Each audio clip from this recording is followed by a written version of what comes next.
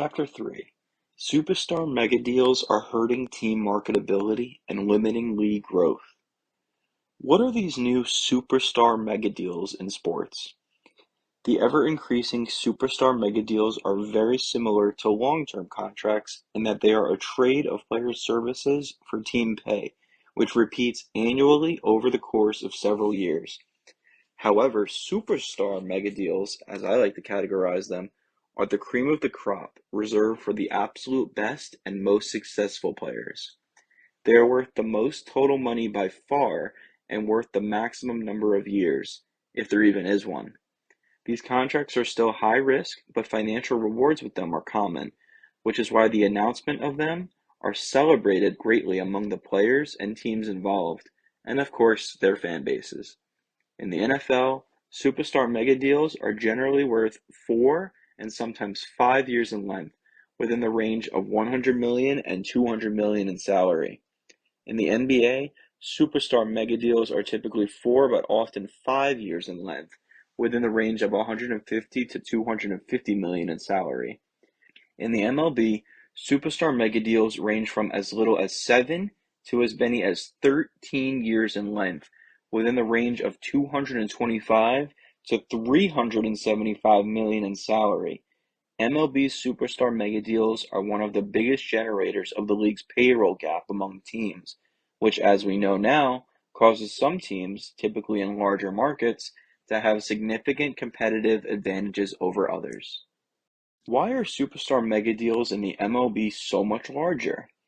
Superstar talents in Major League Baseball are not available in the open market or trading block as often as other sports leagues. And the reason why is their extensive first-term contracts, which can last for as many as 7 years. Since they aren't available in the open or trade market as often, the superstars drive massive bidding wars for their services once they can finally negotiate a new contract. Their megadeals have led to varying levels of on-field success, generally because players underperform after receiving a substantial long-term raise. Here are 8 examples of recent superstar megadeals, free agent or extension, with troubling results during the previous CBA.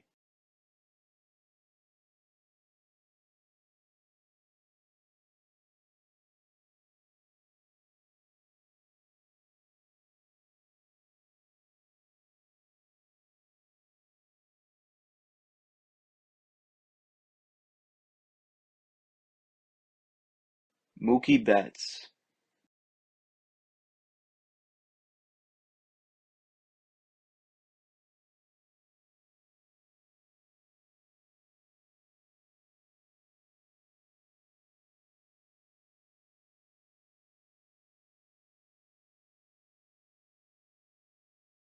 Betts did lead the Dodgers to the 2020 World Series championship after a very impressive 43-17 start, but he only played 122 games in 2021, tied a career-low .264 batting average, and ended his streak of 5 consecutive Gold Gloves in right field. Francisco Lindor.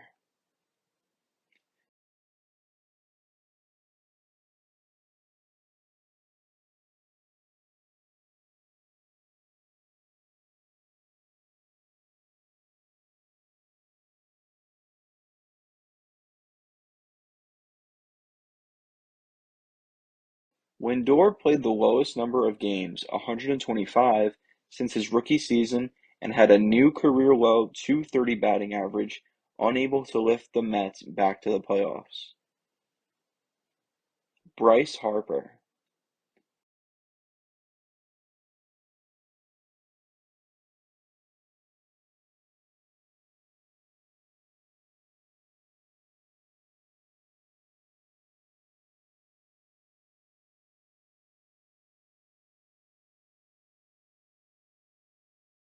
Harper had a decent first year with the Phillies in 2019, played much better in the shortened 2020 season, and then erupted in 2021 to win his second National League MVP award. However, he hasn't been able to lift the Phillies back to the playoffs, even with his team's huge spending, as the team's current playoff drought sits at 10 years. Gerrit Cole.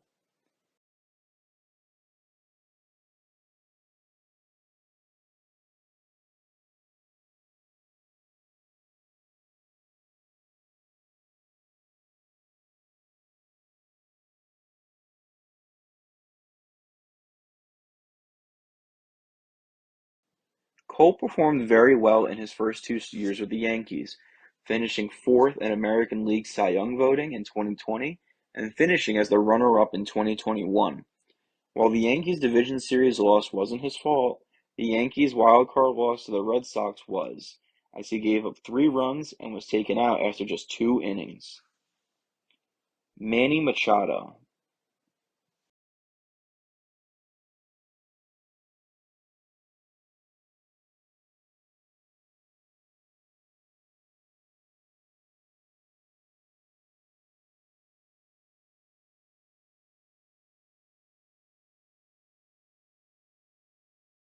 Machado had a tough adjustment to San Diego in 2019, played at an MVP level in the shortened 2020 season, and then played at an All-Star level in 2021.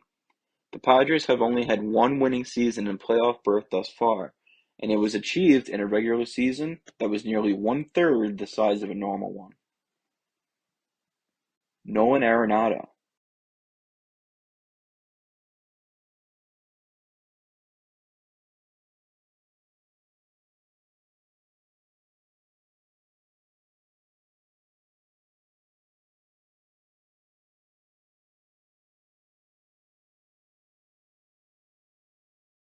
Arenado was excellent in 2019, but had an uncharacteristically poor season in the shortened 2020 campaign.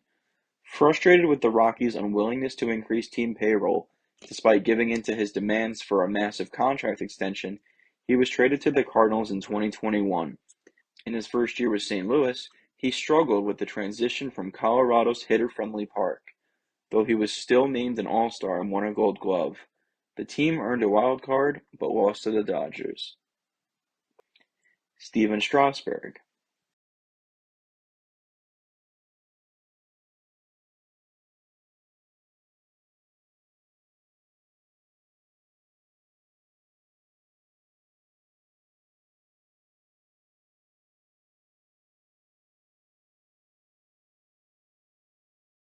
Strasburg hasn't been able to stay healthy since signing his massive new contract with the Nationals. He pitched only 2 games in the shortened 2020 season at a performance rate worse than the league average, and he pitched at a negligible performance rate during his only 5 starts in 2021. While he did earn a raise for his brilliant 2019 World Series championship effort, he has since limited the Nationals' ability to sign better talent to make up for his prolonged absences. Anthony Rendon.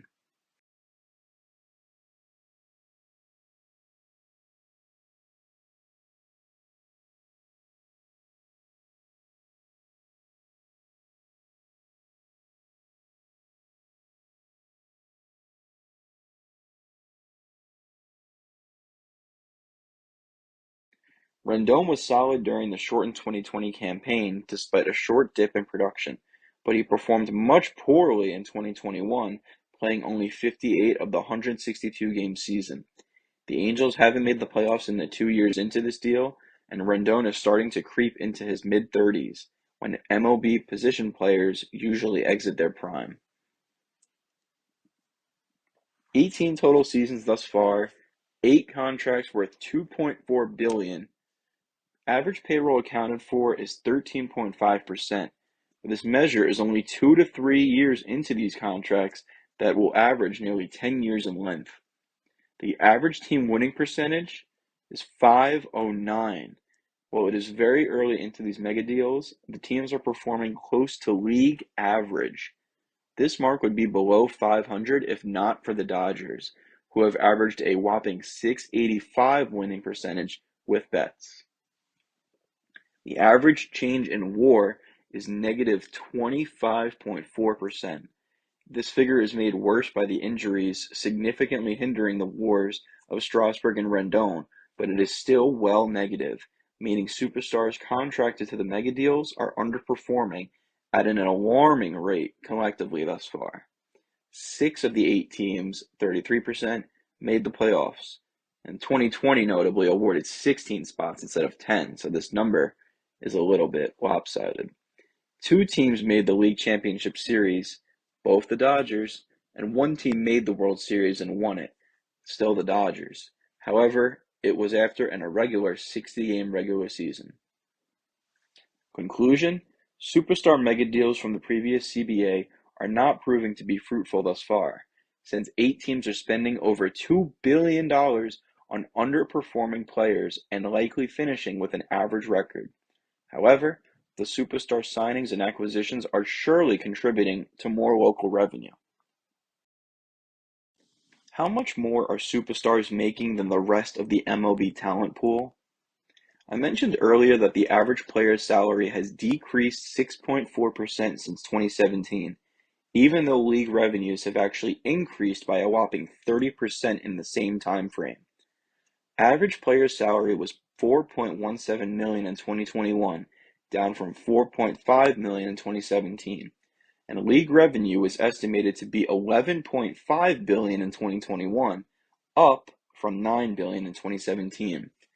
As you can probably guess by now, just as the payroll gap between MLB teams is widening, the wage gap between MLB players is widening. 8 players made $25 million or more in 2017, but that figure rose to 20 players in 2021. The wage gap is best illustrated by the salary distribution across the league.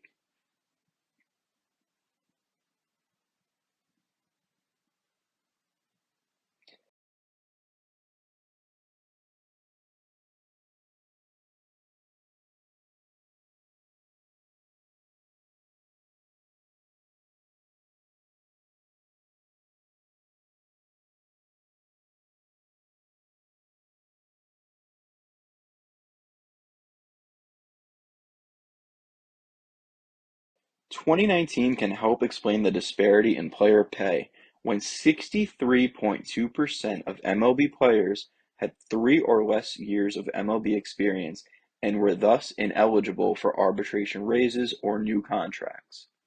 These players, mostly young and some new to the MLB altogether, accounted for more than half of the overall games serviced, 53.6%. But fascinatingly, they only combined for about a tenth of overall player pay, 9.8% of league payroll. Because MLB's player wages are greatly disproportionate by design, and the wage gap continues to grow each year, superstar talents are generally in the market for themselves, offering up their services to the highest bidder. Is it moral for superstars to seek so much more money when half the league makes 25 times less? The answer to this question is certainly subjective, although I imagine a majority of people hearing it would say no. However, there are some valid reasons that justify superstars starting bidding wars. The first is that compared to other professional sports, baseball players' performance is much more volatile. Baseball, to some degree, is less about overall skill and more about determination and consistency. Football and basketball players generally average the same efficiency and production over the prime of their careers, but baseball players are prone to many peaks and valleys, twists and turns during their ultra long seasons. The best way for this point to be made is to look at those superstars' first years with their new teams, when they collectively perform 12% worse than their career average, before having another drastic shift in performance the following year. Baseball players are also much more prone to lingering and career-altering injuries, whereas football and basketball players usually take some months or a full year to get back to form. Baseball players might never be the same after their injuries, especially since they frequently grind it out over much longer regular seasons. It is common in professional sports, yet mainly in baseball, for players to try their hardest in the year that their contract expires, channeling all their effort and focus to raise their stock value in order to cash in after the season. Manny Machado and Gerrit Cole helped their teams reach the World Series in the final year of their contracts, and Stephen Strasburg and Anthony Rendon helped their team win the World Series in the final year of their contracts.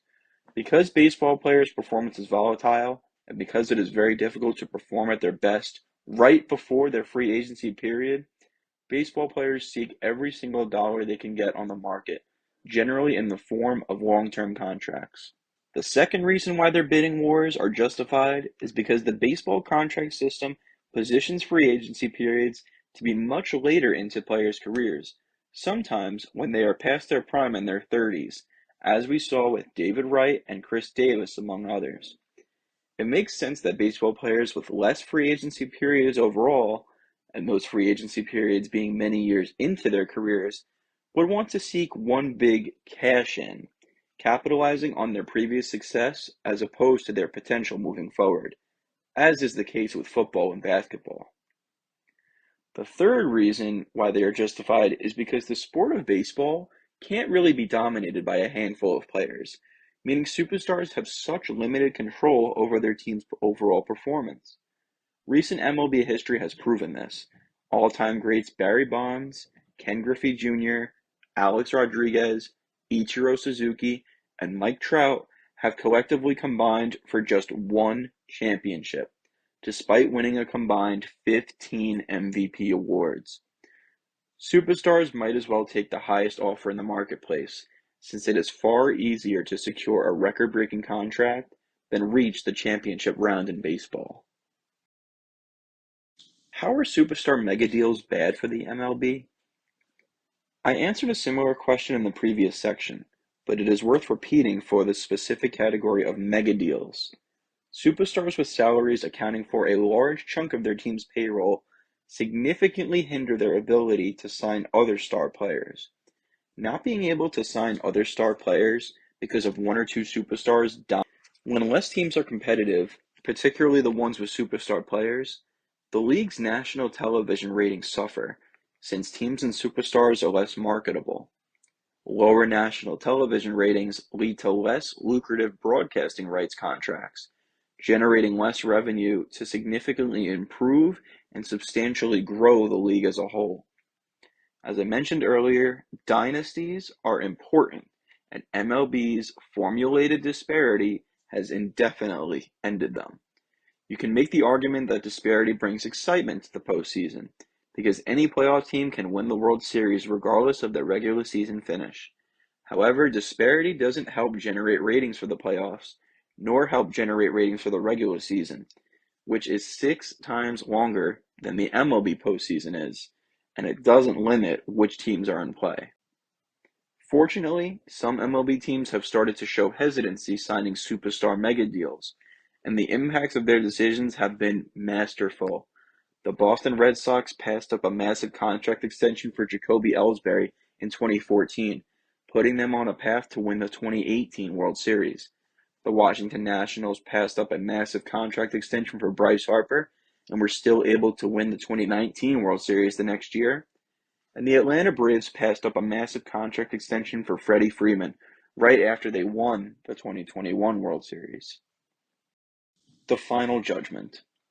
Superstar megadeals in Major League Baseball hurt team marketability and limit league growth, but they're becoming the standard for long-term contracts given to the best free agents.